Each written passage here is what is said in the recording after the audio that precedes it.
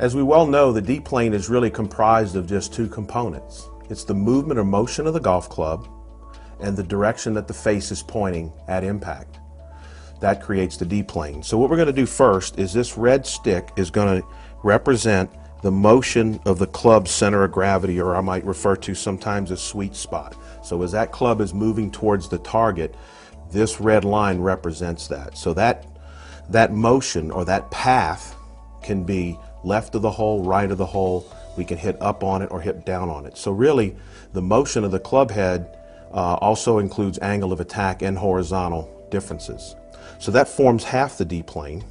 The second half is what we call normal to the club face. Normal to the club face is perpendicular in all directions to the club face. So it's the way, the direction that the face is pointing at impact. Now, they say that two lines can create a plane. So if we have the direction of the path and the direction of the face, that creates a plane between these two, and that's what we call the D-plane. And there's our D-plane, this way. And the D-plane contains the initial flight of the golf ball, the lift of the ball is in that plane, and gravity will pull it down. And that plane can be vertical to the ground, and that'll produce a ball without spin or side spin. And then it tilted to the right will produce a slice or fade, and tilted to the left will produce a draw or a hook. Now, when we introduce the golf ball itself, the golf ball will only spin along one axis.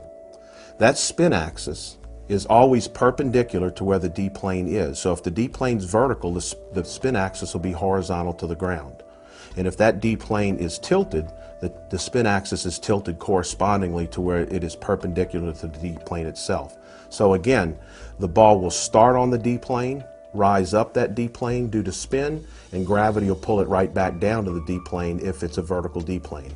However, on crooked shots, it will be tilted, the ball will rise on the D-plane, start on the D-plane, rise on the D-plane, and gravity will pull it off the D-plane. So that's how crooked shots are hit in golf, and obviously sometimes we want to hit them crooked on purpose. But the other thing to kind of consider is what we call spin loft. We hear a lot about spin with launch monitors and so forth. And the thing we have to understand that the spin loft is the difference between the angle of attack and the face direction. And then it's also due to the speed of the club. At any given speed, once we determine this difference here, that determines how much spin the golf ball is going to have. So the greater that is, the more spin, the less it is, less spin. If these two were facing in the same direction, the ball would have no spin at all. Now, we talk a lot about angle of attack with launch monitors. Let's take an example here. We hear that, hey, if we hit down on the ball, we'll spin it more. Well, if the angle of attack is, let's say, level, this is a driver instead of an iron, and the spin loft, let's say, is 10 degrees. If we hit down on it 5 degrees, but the club face changes the same corresponding 5 degrees, we did not change the spin loft, therefore we would not change the spin. So by just changing the angle of attack doesn't necessarily increase the spin. However, if we had the angle of attack change and the face stay the same, we would increase this spin loft, the difference here, and the ball would spin more. So that's the case there. The last thing to keep into account is the lie of the club. So let's say we have a perfectly fitted club with a vertical D-plane and straight ball flight, and we had a club that was misfit. That tilts our D-plane, which would cause the ball to go right, and this would cause it to go left. However, that can be reconciled by just fixing the club face. Now we have a vertical D-plane and straight ball flight with a club that doesn't fit us. It's not the best thing to do or the best case scenario, but it's how people can hit misfit golf clubs sometimes and still come out with a straight shot. Okay, if we're going to use the D-plane model for teaching, we have to kind of use both what we get from the TrackMan numbers and what we get from video. What we're going to do is I'm going to show you here an example.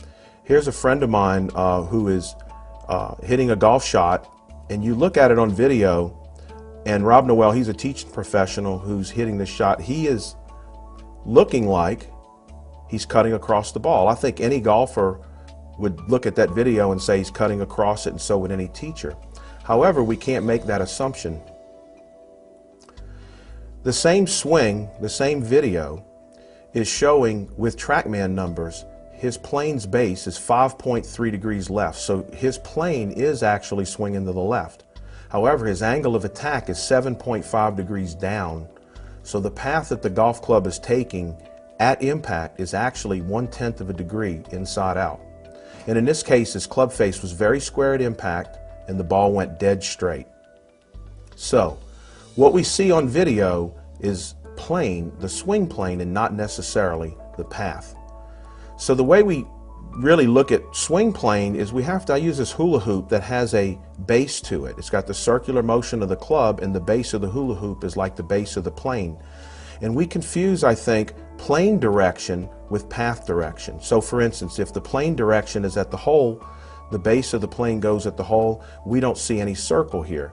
If the plane is to the right, we see in a circle on video, and if the plane is to the left, we're seeing a circle on video, and if it's right at the hole, we see nothing. So that's the plane of the club. But the question is, what is the actual motion of the club, or the path, doing at impact? And the first thing we need to understand is that the path of the golf club is ever changing on the inclined plane. So here's an angled plane. We have a plane board here that's in yellow. The target line also is in a little bit darker yellow, and you could see the base of the inclined plane is straight down the target line. So as the club approaches the golf ball, or wherever the golf ball is hit, we have the club head here that has this stick sticking out of the face, and that's not necessarily pointing where the face is pointing, but that's pointing the direction of the motion of the club head. So at this very moment, the club head's 12 degrees inside out.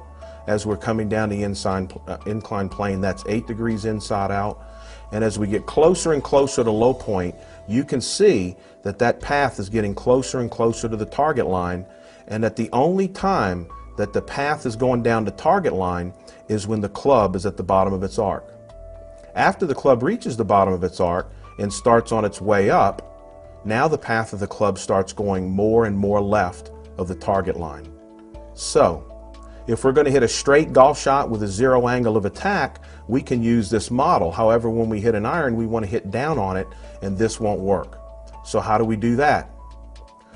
As what Rob did on video, now here's the inclined plane, and the base of the inclined plane you can see is aimed to the left of the target, and the target line being straight ahead. On this particular model, as he comes down, his path is still to the right, but there's going to be a point in time where this path is zero. And when that path is zero, if he has a square club face, the ball by law in D plane, he's going to have a vertical D plane, and the ball's going to go straight at the hole. But you can also see at that very moment in time, the shaft's still leaning forward. And in this pendulum model that I have, if the shaft's leaning forward, we know the angle of attack is down. So with the angle of attack down, the plane base needs to be to the left to create a zero path. Now, if he wants to draw the ball, that would be a little bit different. But that's how he hit that straightaway golf shot with a downward angle of attack. Okay, so we see the scenario when someone looks over the top, and if they're hitting down, might not be over the top as far as their path is concerned. Now we're going to see the other version. Here, Rob is hitting on the downswing, and we trace the sweet spot of the golf club, or the center of gravity, and we see that it clearly looks like it's going out to the right. And what we can't see from video is where the angle of attack is, and that's where TrackMan comes in so handily. The base of his plane, sure enough, is 4.4 degrees to the right of the target, but his angle of attack on this swing is 3.6 degrees up.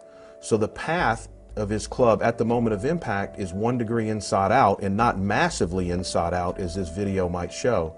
And his club face in this particular swing was very square at impact, and the ball went very straight. You could see it never left this post the whole time in its flight.